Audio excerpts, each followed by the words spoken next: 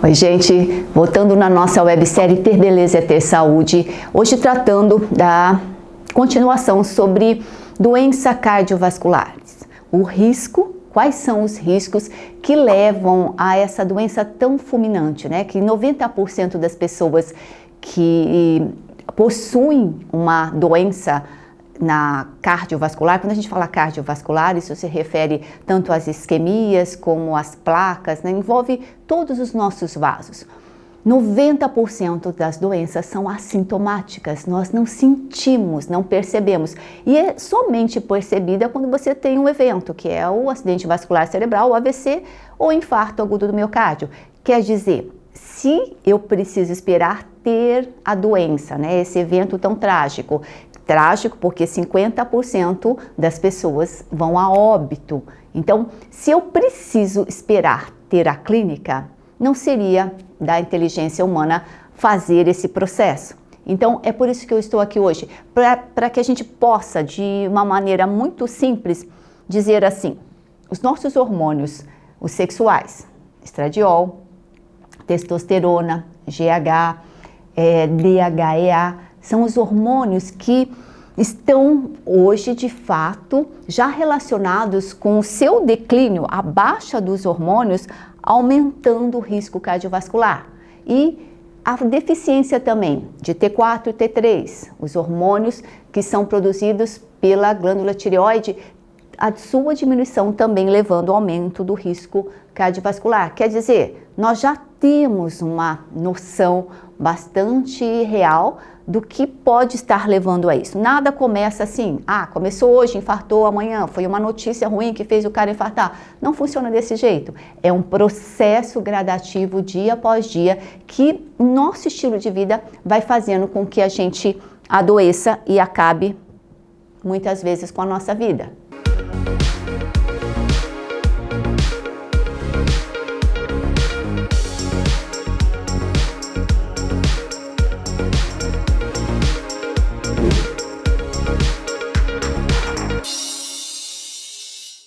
Falando sobre as causas, como nós temos a primeira causa de óbito entre mulheres e homens, a doença cardiovascular, olha que interessante esse gráfico aqui. Até os 50 anos, nós temos 15 homens afetados pela doença cardiovascular para uma mulher. Depois, com o evento da menopausa, que vamos falar que a última menstruação da mulher acontece aos torno dos 50 anos, mas a partir dos 30, 25, 30, nós já começamos com uma falência ovariana. Quer dizer, nós começamos aqui, é nessa idade que se inicia a diminuição do estradiol, do nosso hormônio feminino, que estaria nos protegendo dessa forma aqui, ó, até os 50 anos, 15 homens para uma mulher.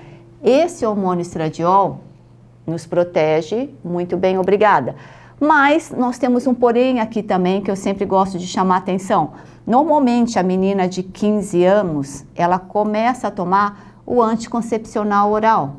O anticoncepcional oral, ele faz uma falência ovariana também. Quer dizer, os nossos óvulos, eles param, os ovários, né? Eles param de secretar o hormônio estradiol. E é isso que hoje em dia vai ter que ser levado em conta. Nós, mulheres, temos uma vantagem aqui entre os 25 e 30 anos, é que as mulheres, lembram vocês que nós, mulheres, temos 50% da nossa testosterona proveniente da adrenal. Então, é isso que está protegendo a glândula adrenal, é que está protegendo a menina que toma anticoncepcional oral para não ter filho, né? Ou para melhorar a pele. Normalmente ela tem essa desculpa, tá? E se eu soubesse que eu estou fazendo uma poupança para infartar, para ter um AVC, ou para ter uma trombose, eu não tomaria anticoncepcional. Vai usar o quê? Vai usar preservativo, vai usar tabelinha, vai usar métodos que protejam o nosso futuro. Então, nem sempre pensar em anticoncepcional para não ter filho e melhorar a pele nunca é uma boa opção, tá bom, gente? Mas são esses dois fatores, o fato da mulher ter A testosterona que também nos protege. E a partir da testosterona, que a gente também tem o estradiol, é nesse sentido que a mulher é muito mais protegida, olha, que a gente se mantém sempre em um. Uma mulher chega aqui depois dos 60, né, a gente para com essa proteção. Uma mulher para um homem. O homem fica melhorzinho depois que envelhece. Talvez porque, o que acontece aqui nesse homem até os 50 anos? Aqui entra as múltiplas causas de lesão endotelial, de lesão da vasculatura do vaso. Se pensarmos assim, é muita coisa, sim, mas eu acho que vocês precisam raciocinar comigo. Para aqueles que usam da bebida recreativa de final de semana, o álcool etanol, a bebida alcoólica como um divertimento, vocês também são suicidas fazendo uma previdência privada para infarto agudo do miocárdio ou AVC. Se eu tenho um vaso sanguíneo, camada externa, endotélio, camada interna, média, desculpa, e camada interna, isso é um vaso.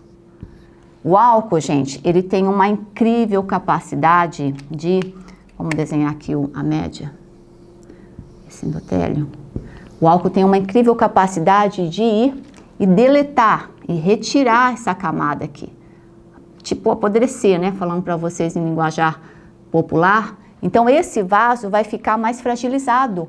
Ele simplesmente vai vir aqui, né? Vamos pensar se ele continua aqui. Ele dilata, depois ele comprime. E quando ele rompe, vocês vão falar assim, ai, coitadinho, teve um AVC, né? Morreu de susto. Não morreu de susto, vem morrendo porque usa a bebida alcoólica com esse requinte de lesão, de retirar a camada média do vaso. Então, são essas somatórias de situações que um homem de 50 até os 50 anos, na idade jovem, ele acha que ele pode abusar. Então, entra o cigarro, entra os metais. A gente não fala mais em metal pesado, porque temos os leves também, tem os cloros, o flúor também, que nem chega a ser um metal, de fato. As químicas tóxicas, álcool, drogas, e se vocês elencarem no Google, vocês vão ver de corante, a edulcorante, tudo tem, tudo vive, até esmalte, né? Viver é um ato de se intoxicar. As gorduras trans é praticamente os alimentos industrializados, aquele onde a gordura refinada, o LDL ditoxidado, são os piores. Não as gorduras boas, né? Não a gordura vindo das nozes, do abacate, do ovo, do porco. Então, nós temos isso como uma gordura boa. Saber distinguir quais são as gorduras ruins. Não é só a causa colesterol que dá um infarto, e sim essa somatória de causas. Até os estudos demonstram que muitos dos pacientes infartados e necropsiados, avaliados, a maior parte deles não tinha problema de colesterol. Então é por isso que nós precisamos revalidar, né, reavaliar o que é que a gente está fazendo conosco. Se simplesmente é comum a gente chegar e fazer trocentas tatuagens, a tatuagem entra aqui também, a tatuagem entra aqui, é ruim. É um estresse crônico para a pele, toda vez que você tem a presença desse metal na sua pele e em contato com a sua linfa. Então não é um problema de, é bonito, não é bonito. Não, porque a maioria de vocês até coloca uma tatuagem, né, na posterior, onde vocês mesmos não enxergam. Então eu não entendo isso.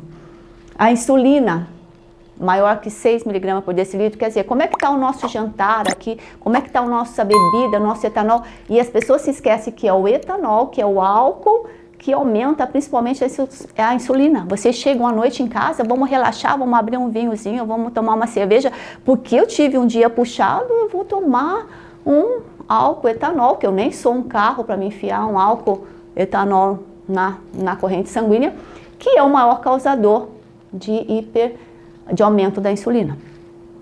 As infecções bacterianas, dentes. Eu até estava conversando aqui com a minha equipe, porque aqui tem uma lei, a gente come e escova o dente, né? Então as crianças não tinham escovado o dente ainda, né, Johnny? Aí eu falei, crianças, mas nós nos esquecemos disso, quando uma gengivite, quando nós temos um sangramento, e o dente ele é muito interessante, cada dente equivale a um órgão, e dente é um fusível, né? Ele adoece, ele tem o problema infeccioso para que a gente olhe por órgão correspondente desse dente. Nós vamos ainda ter esse vídeo bem montado e é muito legal. O dente entra como um sacrifício para que a gente olhe para o significado daquele dente. Deficiências hormonais, é isso que nós vamos discutir agora. Por que a menina que toma anticoncepcional e a mulher que tem a menopausa como realmente um ato que começa aos 25 anos, nós achamos que devemos só tratar quando tem fogacho, e não é isso, gente.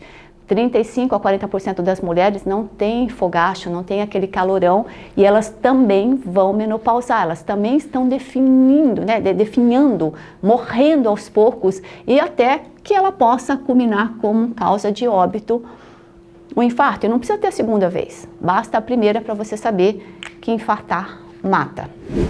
Envelhecer é um ato fisiológico, todos nós vamos envelhecer, e à medida que nós sabemos que somos feitos de vaso, 40 mil quilômetros de vasculatura existente num corpo aproximada, é de se pensar que nossa presença em menor quantidade dos hormônios, de uma forma bem fácil de nós entendermos, é a nossa mulher e homem nos nossos hormônios sexuais básicos, né? Os hormônios estradiol, a testosterona, o hormônio do crescimento, o cortisol, o DHEA. Então, de uma forma geral, as mulheres, as meninas, elas possuem essa curva aqui, ó.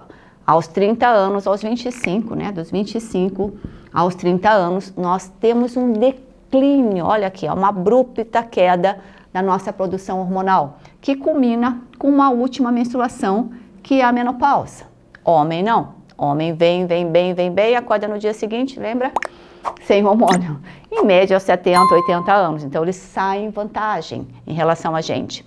Se nós pensarmos no indivíduo, seja feminino ou masculino, que tenha uma diminuição gradativa da produção de hormônios, mas que suplementa, como eu faço. Eu, Kátia, tenho os meus 53, quase 4 anos aqui, mas eu suplemento desde os 44. Então, o que eu faço? Eu vou envelhecer, mas eu diminuo a minha velocidade de envelhecimento. Então, é por isso que a importância da suplementação, porque nós sabemos que nós vamos diminuir a produção de hormônio, isso é um fato. Ainda que eu não beba, ainda que eu não use anticoncepcionais, que eu faça muitos fatores ao meu favor. Imagine você que toma anticoncepcional desde os 15 anos. Aí piora ainda mais, tá? Se eu, no meu envelhecimento natural, suplemento, eu vou fazer o quê? Eu vou fazer isso. Então a gente consegue fazer com que a velocidade do envelhecimento seja mais lenta e mais não tão abrupta? Sim, isso é envelhecer, mas suplementar. Por isso que batemos tanto nessa tecla, né, dos hormônios estarem no seu nível ótimo, excelente. Quando nós diminuímos a produção e não suplementamos nada, deixa que a vida faça acontecer, a gente aumenta a nossa velocidade de envelhecimento. Então, você pode fazer isso de uma forma muito mais fisiológica, que vocês acham que é normal, né? E não produzir hormônio, já nasceu com alguma deficiência, ou fez a deficiência acontecer com o anticoncepcional oral, ou teve alguma cirurgia, algum trauma, o que vai acontecer se você não fizer a suplementação? Você acelera o envelhecimento, você acelera a velocidade do seu envelhecimento. Então, envelhecer é um ato inerente a todos nós, mas reduzir a velocidade e fazer acelerar muito é uma questão de se identificar, saber onde vocês se encontram. Por isso que nós batemos na tecla, tá? Se 50% dos primeiros sintomas pode ser um infarto e 50% vão a óbito, isso é um nível muito, muito grave para a gente deixar que a vida vá levando a gente. Mas não basta também fazer seu check-up anual. Vou no cardiologista e faço meu check-up anual. Ele olha e ele fala que eu estou bem, doutora. Mas ele não suplementa, ele coloca você no valor de referência dito normal. E eu quero um nível ótimo de hormônio. Então, se a gente pensar na nossa medicina clássica que faz isso aqui é aumentar a sua velocidade de envelhecimento. Aí, viver 120 anos com qualidade de vida fica muito distante desse propósito. Então, o propósito não é viver e se arrastar. O propósito é viver uma vida ativa. Aos 70 anos, eu começar uma empresa nova, fazer um outro discurso. Aqui é um início novamente. É um início como o início dos 7 anos. Só que nós perdemos a nossa capacidade de entendimento que nós estamos nesse poder. Eu posso suplementar. Gaste dinheiro suplementando, ao invés de comprando, né, vou comprar uma moto para se matar no meio da estrada, vou comprar um negócio. É tão complicado isso, porque um dos pacientes falou assim, eu vou aposentar. Aí eu falo, aposentar para quê? Doutora, aposentar para comer mais, para beber mais, para ficar mais vadiando ainda. E não é assim que é viver. A vida é um contínuo. Se eu posso vir para cá, eu preciso estar nesse nível. Eu não preciso seguir essa básica de todo mundo. Não vou fazer nada. Vou só me entuchar de tóxicos para acabar ainda mais com o meu nível hormonal, para eu continuar cada vez mais tentando suicídio. Então, nós somos suicidas em potenciais. Cabe a cada um de nós decidir quais são os fatores que está realmente afetando a sua vida e decidir mudar. É uma mudança pouquinha? Não. É uma mudança radical. Mudar e ter resultados novos significa mudança radical. Eu sou partidária disso. É por isso que eu quero que vocês assistam os nossos vídeos, que vocês revejam e agora vocês vão ter essa oportunidade de poder, tá comentando, porque o Kátia Responde veio de uma situação para a gente poder fazer essa interação, onde as dúvidas de vocês vão ser colocadas aqui a postos, com nome e sobrenome inclusive.